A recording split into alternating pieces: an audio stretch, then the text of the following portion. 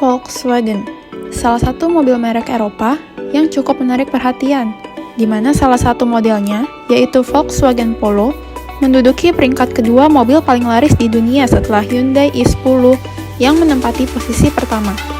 Memang tidak dapat dipungkiri bahwa mobil hatchback Volkswagen Polo ini memiliki tampilan bodi yang begitu eksklusif, ditambah lagi berbagai fitur canggih. Oke, video ini bukan ditujukan untuk membahas lebih lanjut tentang review Volkswagen Polo tadi, tapi saya akan membahas sedikit banyak tentang kasus atau skandal yang pernah menimpa Volkswagen Group pada sekitaran tahun 2015. Oke, jadi Volkswagen itu awalnya didirikan sebagai limited liability company yang dipersiapkan untuk memproduksi mobil rakyat di Jerman atau mobil yang merakyat. Volkswagen sendiri itu berarti People's Car yang didirikan pada tahun 1930 oleh front buruh di Jerman atau menjadi bagian dari Nazi. Nah, jadi si Adolf Hitler ini memiliki misi di mana seluruh keluarga di Jerman itu bisa memiliki mobil, karena masyarakat di sana itu tidak bisa membeli kendaraan yang lebih dari motor. Oke, jadi ini adalah mobil pertama yang diluncurkan oleh Volkswagen, yaitu Beetle, yang dirancang oleh Ferdinand Porsche, pemilik sekaligus insinyur mobil sport mewah yaitu Porsche. Nah, seiring berjalannya waktu, muncul nih banyak pesaing-pesaing baru, kayak Honda Civic, Toyota Corolla, yang ternyata menurunkan penjualan si Volkswagen Beetle tadi. Pada akhirnya, 1970, Volkswagen Group memutuskan untuk meluncurkan 3 model baru, yaitu Passat, Golf, dan Polo, yang membuat pada tahun 1975, Volkswagen Group berhasil menjadi parent company pada bidangnya.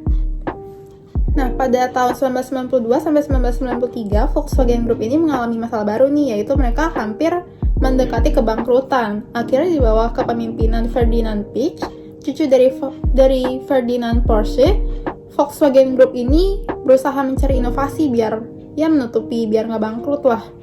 Akhirnya mereka meluncurkan suatu produk atau inovasi baru yang bernama TDI atau Turbocharged Direct Injection, di mana TDI ini merupakan salah satu part mesin diesel yang diklaim akan meningkatkan keefisienan mesin diesel secara signifikan. Berbicara sedikit mengenai Ferdinand Piëch, beliau ini berlatar belakang seorang insinyur dan memiliki kecintaan yang sangat besar akan dunia otomotif. Ia memiliki visi dan misi dalam dirinya, yaitu dengan menekan penjualan produk merek lawannya.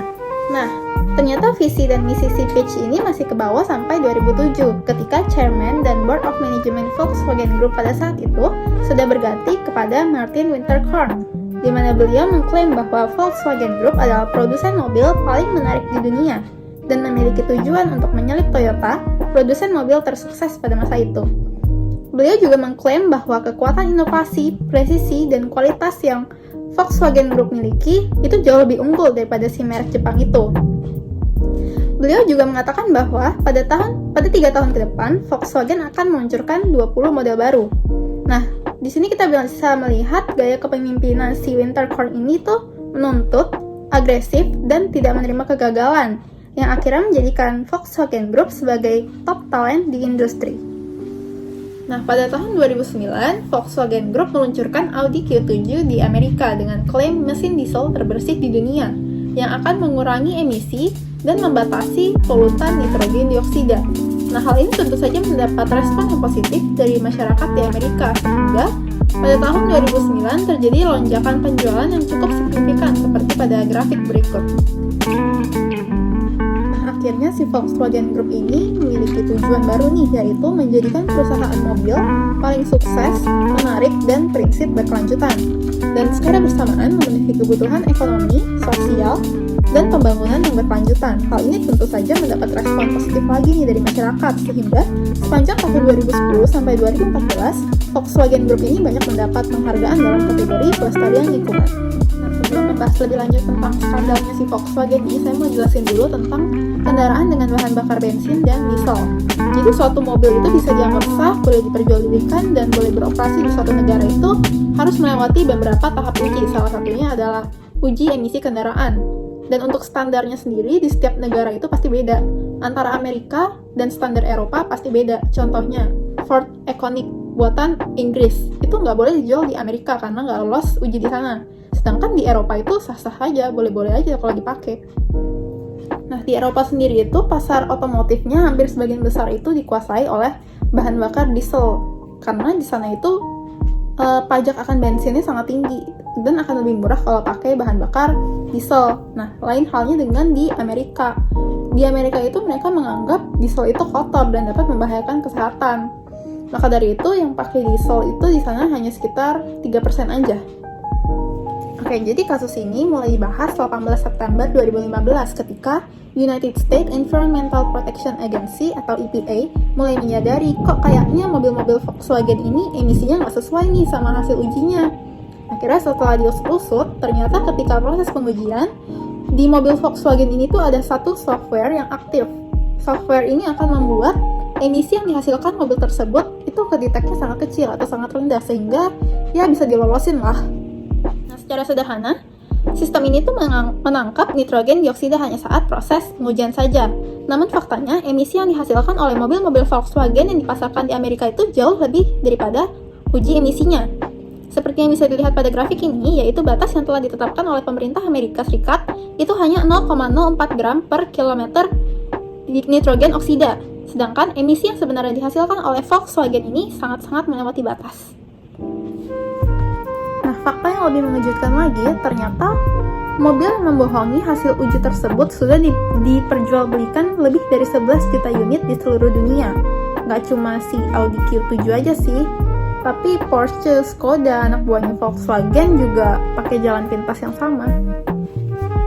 Nah, sekarang kita mulai bahas tentang akibatnya. Yang udah pasti dirasain itu ya pasti kehilangan kepercayaan konsumen.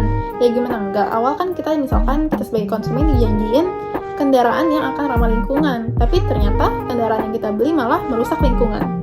Maka dari itu, hal ini juga menyebabkan berkurangnya dukungan dari investor dan menurunkan harga saham mereka, yaitu turun sebanyak 23%. Jika dibandingkan harga saham pada tahun sebelumnya, harga saham mereka itu ada di harga 247 euro.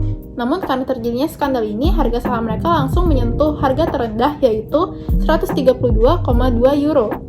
Kerugian yang dirasakan akibat penurunan harga saham ini yaitu sekitar 17,6 miliar dolar. Nah, sampai di situ aja, ternyata Volkswagen Group juga harus menyiapkan 10 miliar dolar untuk membeli kembali semua mobil yang telah diperjualbelikan di Amerika, sekaligus membayar kompensasi kepada konsumen atas berita yang menyesatkan tersebut. Ditambah lagi, Volkswagen harus membayar 25 miliar dolar kepada EPA sebagai sanksi telah membahayakan lingkungan dan 2,8 miliar dolar kepada Hakim Federal Amerika Serikat atas tuduhan kecurangan uji tes emisi. Nah, hal ini diperburuk lagi dengan penurunan penjualan Volkswagen di seluruh dunia, misalkan di Amerika. Penjualan mobil Volkswagen di Amerika itu menurun 24,7%, belum lagi di Eropa yang juga menurun 12,2%. Nah, penurunan penjualan mobil Volkswagen ini akhirnya mengembalikan Toyota sebagai penjual nomor 1 di dunia. Ya salah sendiri Volkswagen mau nyalip tapi kok pakai cara yang ilegal. Nah, 5 hari setelah kasus ini diungkit, CEO Volkswagen pada saat itu, Martin Winterkorn, akhirnya mundur dari jabatannya. Kemudian ia digantikan oleh Matthias Müller yang sebelumnya adalah CEO Porsche. Nah, dari kepemimpinan si Müller ini diharapkan nama baik Volkswagen dapat kembali. Nah, kesimpulannya atau cerita singkat dari kasus ini yaitu jadi oleh Volkswagen Group itu pengen menguasai pasar diesel di Amerika Serikat. Tapi mereka menyadari bahwa mesin diesel 4 silinder mereka ini nggak bakal lolos uji, mereka tahu.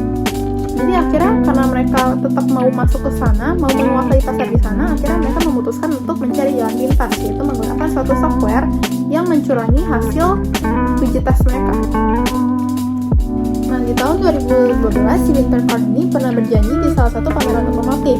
Beliau mengatakan bahwa mobil yang mereka hasilkan akan memiliki emisi yang lebih rendah 30%. Namun, insinyur Volkswagen ini menyadari bahwa hal ini tidak dapat dilakukan.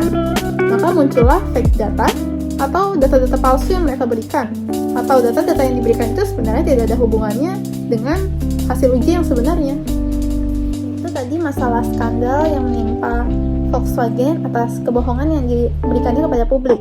Selanjutnya ada lagi statement yang muncul dalam salah satu majalah di Jerman, di mana perusahaan Volkswagen ini memiliki gaya manajemen yang otoriter, di mana seluruh karyawannya harus mengikuti keinginan si pemimpin, satu orang pemimpin. Nah, akibatnya ada beberapa departemen dalam perusahaan ini yang bekerja dalam suasana yang mengerikan atau nggak nyaman lah. Salah satunya adalah departemen penjualan. Nah, sekarang saya akan membahas mengenai masalah tata kelola perusahaan Volkswagen Group ini. Di sini kami melihat Volkswagen Group itu lebih mementingkan profit ketimbang kesehatan manusia. Hal ini terlihat dari Volkswagen yang seakan-akan berusaha menggunakan segala cara termasuk memberikan data palsu agar mobil yang mereka produksi itu dapat lolos ke pasaran dan mereka meraih keuntungan yang banyak. Mereka memang mendapat keuntungan yang banyak, apalagi saat kepemimpinan Winterkorn, yaitu mereka meraih kesuksesan tertinggi sepanjang masa. Namun dapat kita lihat juga di saat yang bersamaan, 11 juta lebih mobil yang dipasarkan itu berpotensi mengeluarkan emisi yang sangat membahayakan kesehatan manusia. Masalah yang kedua adalah pelanggaran terhadap prinsip akuntabilitas yang secara sederhana, ya karena tujuan yang Volkswagen Group lakukan itu dan cara yang mereka lakukan itu salah. Mereka berusaha menyalip produk pesaing, tapi dilakukan dengan cara yang curang, bahkan ilegal. Mereka mengklaim produk yang mereka tawarkan itu ramah lingkungan. Memang benar ramah lingkungan, namun pada saat pengujian saja. Faktanya, ketika produk tersebut dipasarkan, produk tersebut sangat membahayakan lingkungan, tidak lagi ramah lingkungan. Masalah selanjutnya yaitu ada pada gaya kepemimpinan Winterkorn yang tidak mau disalahkan dan selalu merasa benar. Beliau juga cenderung selalu mengambil jalan pintas dan cepat dan enggan mengeluarkan biaya untuk memperbaiki masalah yang ada. Nah, hal ini juga bisa terjadi karena pemimpin perusahaan itu cenderung memiliki pressure atau tekanan yang berusaha menyenangkan investor atau pemegang saham. Nah, mungkin ini yang menjadi penyebab Volkswagen Group itu lebih mementingkan profit ketimbang kesehatan masyarakat. Nah, mungkin akhirnya karena Volkswagen ini kepepet, akhirnya pakai deh jalan pintas. Nah, yang selanjutnya saya akan membahas mengenai solusi yang harus diambil oleh Volkswagen Group ini. Yang pertama, tentu saja mengembalikan nama baik dari Volkswagen Group, yang tadinya sudah dirusak oleh mereka sendiri. Mereka lebih bisa memfokuskan pada penciptaan electric vehicle atau mobil listrik. Hal ini sudah mereka lakukan pada tahun 2020 dengan Volkswagen yang meluncurkan e-Golf dengan mobil listrik yang semuanya berbasis listrik, dengan desain yang cermat dan futuristik. Melalui proses uji juga diharapkan Volkswagen Group dapat memberikan data yang sebenar-benarnya. Diharapkan dengan ini nama baik Volkswagen dapat kembali seperti semula. Oke, solusi yang kedua itu terinspirasi dari salah satu filosofi di Jerman yaitu Truppenführung, di mana gagasan militer ini mengajarkan agar militer itu jangan terfokus ke salah satu unit aja. Seorang pemimpin harus memberikan otonomi kepada masing-masing unitnya agar bisa bergerak bersama demi mencapai visi yang sama. Hal ini bisa dilakukan oleh Volkswagen Group. Volkswagen Group bisa memberikan kebebasan atau otonomi bagi perusahaan-perusahaan di bawahnya untuk berkembang. Contohnya aja Lamborghini. Gak banyak orang yang tahu kalau Lamborghini itu masih anak perusahaan si Volkswagen. Makanya Volkswagen itu bisa memberikan kebebasan kepada anak perusahaan di bawahnya agar mereka dapat berkembang, memberikan inovasi, dan tentu saja meningkatkan pendapatan bagi perusahaan. Setiap perusahaan pasti pernah jatuh dan bangun, dan setiap masalah tidak mungkin bisa diselesaikan hanya dengan satu malam saja. Volkswagen Group dapat menggunakan prinsip perlahan namun pasti ketimbang cepat namun menggunakan jalan pintas.